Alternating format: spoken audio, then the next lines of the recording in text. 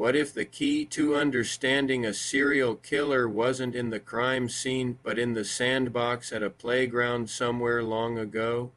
That's the central idea behind the MacDonald triad, a fascinatingly controversial theory in criminal psychology. Named after American psychiatrist John MacDonald, this triad outlines three distinct childhood behaviors that, when present together, may signal a disturbing future, a predisposition towards extreme violence. But does this theory hold water? Are future killers really made, not born? And how much weight should we give to these so-called red flags? Join us today as we dissect this unsettling theory, separating fact from fiction, myth from reality. We're all captivated by serial killers, their motives, their methods, the psychology behind their monstrous actions. We analyze their crimes, trying to understand what drives them to commit such heinous acts. But could the answers lie, not in their adult lives, but in the innocence of childhood? Could the seeds of darkness be sown in the formative years, hidden in plain sight? Welcome to our platform, where we bring you the most gripping and thought-provoking stories from the world of psychology.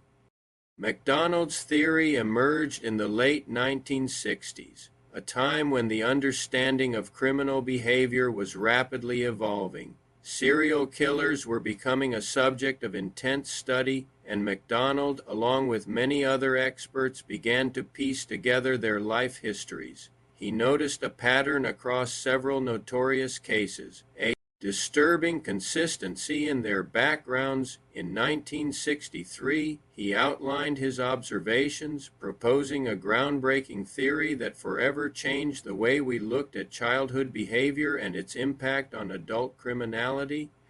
At the core of his theory lay three distinct behaviors that he believed, when present together, could indicate a potential for extreme violence: animal cruelty, pyromania, and enuresis. These might seem unrelated, even random, but according to MacDonald, they are key indicators of a troubled psyche. Each behavior reflects a different aspect of a child's emotional and psychological development. Starting with animal cruelty, it is important to note that this isn't about a child harming an animal accidentally or out of necessity.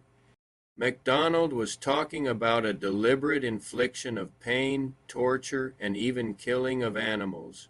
This behavior, he argued, is a serious red flag, a sign of deep-seated psychological issues. Children who display this behavior don't just lack empathy.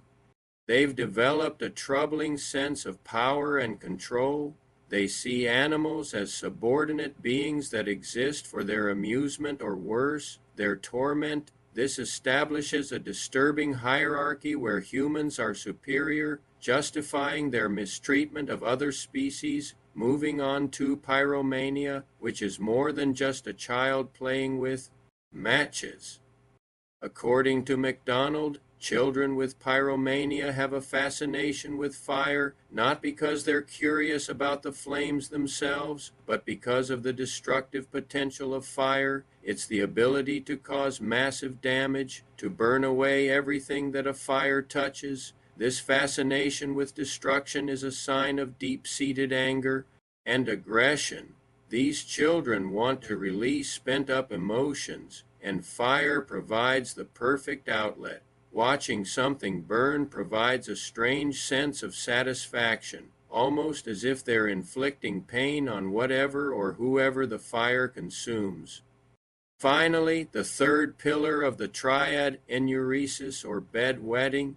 Again, this isn't a simple accident that happens occasionally. It's a chronic condition where a child wets the bed repeatedly, often long after the age when it should stop. According to MacDonald, this is often a symptom of severe psychological or physical abuse. Imagine being too afraid to go to sleep because nighttime brings not dreams but fear.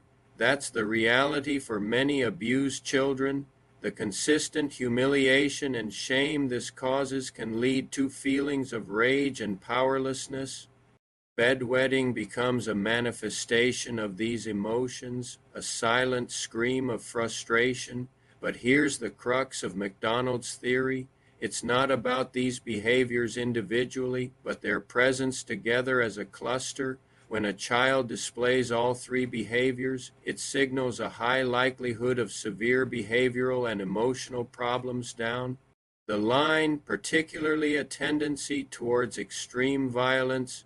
MacDonald argued that these behaviors are best viewed as a package deal, each behavior reinforcing the others. Let's take a closer look at how these three behaviors work together to create a dangerous cocktail of tendencies. Animal cruelty and pyromania both involve a lack of empathy and remorse. They show a willingness to inflict pain and suffering on others without feeling guilty. Enuresis adds another layer to this dynamic. It introduces a sense of powerlessness and chronic humiliation. The child who is abused and subsequently wets the bed regularly experiences a deep sense of shame. This complex mix of emotions creates a breeding ground for destructive tendencies.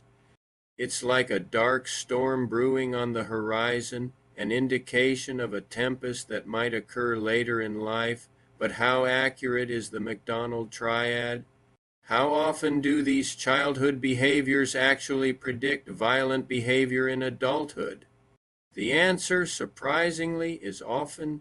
Studies conducted over the years have shown a disturbing correlation between children who exhibit these behaviors and those who go on to commit violent crimes. It's a sobering statistic, a chilling reminder that the seeds of violence can indeed be sown in childhood.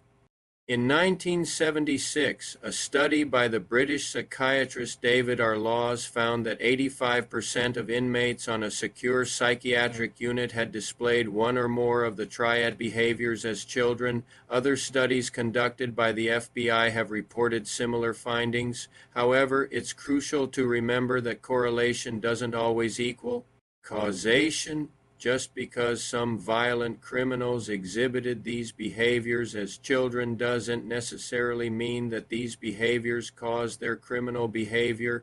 There could be other factors at play, such as environmental influences or genetic predispositions. Despite this, the MacDonald triad remains a vital concept in criminal psychology.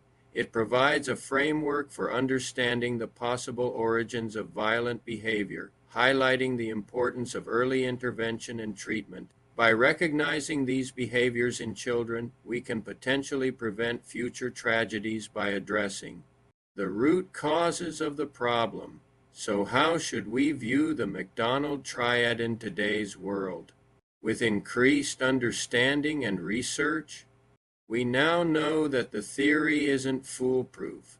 It's not a crystal ball that can predict future behavior with 100% accuracy. It's a set of guidelines that can alert professionals to potential issues in a child's life. One of the biggest criticisms of the triad is that it overlooks the complexity of human behavior. Childhood, especially early childhood, is an incredibly sensitive and dynamic period of development. Behaviors that may seem alarming in one context might be completely normal in another. Therefore, it is essential to consider the full context of a child's behavior before making any judgments or interventions. Another concern is the potential for overdiagnosis or misdiagnosis.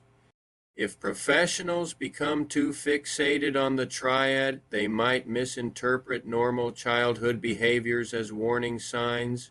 This could lead to unnecessary interventions that disrupt a child's life without addressing any actual problems.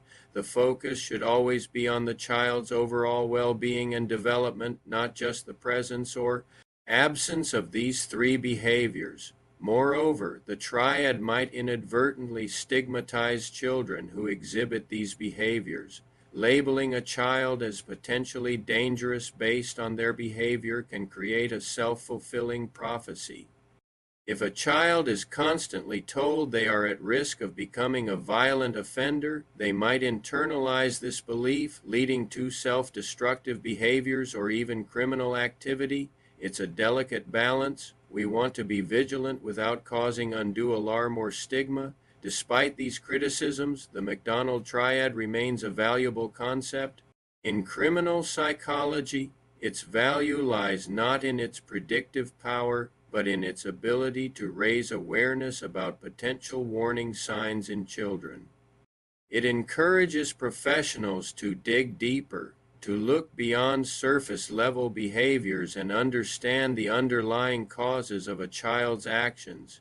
Imagine a young boy who is cruel to animals and sets fires for fun. Rather than automatically assuming he's a future killer, the triad encourages professionals to ask why. Why is he treating animals so badly? Why does he find pleasure in watching things burn?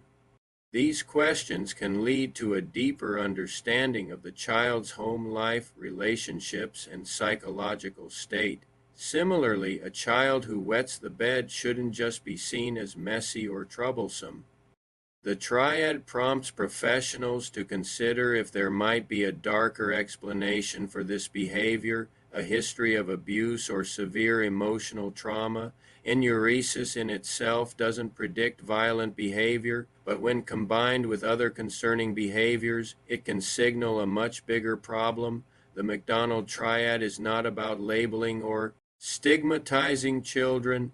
It's about understanding that childhood behaviors are often a reflection of a child's environment and experiences. By recognizing the potential warning signs, we can intervene earlier, provide necessary support, and possibly alter the course of a child's life. As we continue to learn more about the complexities of criminal behavior, it's clear that no single theory can explain it all. The McDonald triad, while groundbreaking, is not the end-all solution to understanding serial killers or violent criminals, but its value lies in its simplicity and directness. It provides a clear set of behaviors that, when present, should trigger a deeper investigation into a child's life.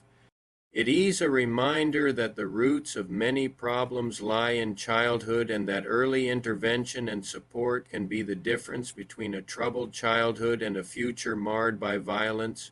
So the next time we hear about a brutal crime, we might want to remember that the signs of such darkness can often be seen long before the damage becomes visible. What do you think? Do you think the McDonald triad is a valuable tool or an outdated theory? Let us know in the comments below. Thank you for watching. If you enjoyed this video, Don,